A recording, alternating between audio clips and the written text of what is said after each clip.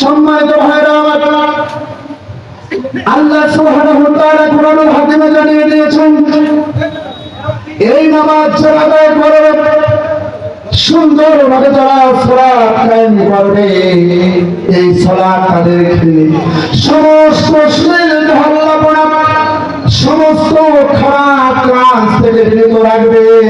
সুবহানাল্লাহ।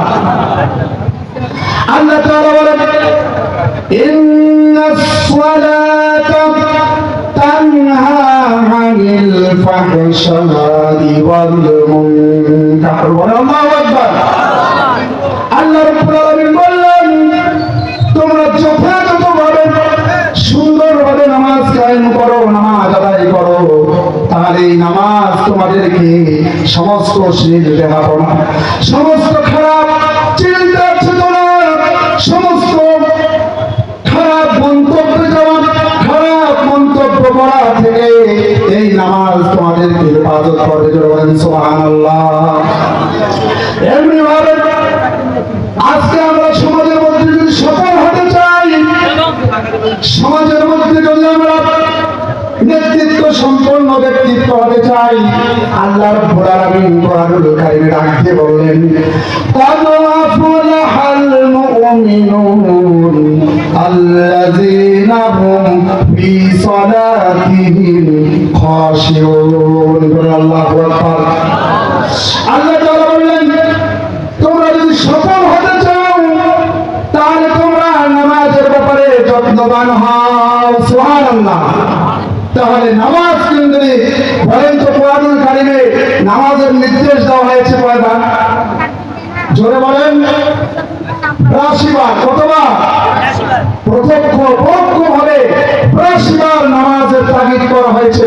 এই নামাজ আদায় করতে আমরা রাজি আছি না নাই? জোরে বলেন। নামাজ যথাযথভাবে আদায় করতে হবে। আজকে তো সমাজে অনেক নামাজি, অনেক রকমের নামাজি দেখা যায় কিনা বলেন? একজন ব্যক্তি রোজা মাসে নামাজের নিয়াত করেছে ইমামের পেছনে। কার পেছনে? ইমামের পেছনে নামাজের নিয়াত করে, মুখে থুতু আসছে, নিয়াত বান্ধা অবস্থায় জানালা দিয়ে গিয়ে থুতু ফেলেছে, ফেলে আসে আবার নামাজ পড়তেছে।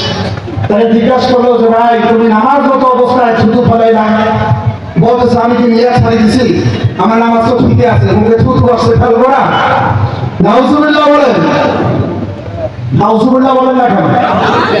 নামাজ ঠিকই আছে। নামাজের ব্যাপারে গুরুত্ব নেই। আমরা নামাজ আদায় করি, রুকুতে যে কি করবো, সিজদায় কি করবো, সূরা কিরাতগুলো কিভাবে ঠিক করবো, এগুলো আমাদের ঠিক আছে?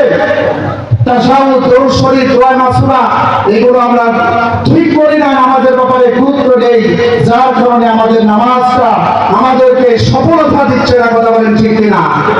জোরে বলেন ঠিক কিনা?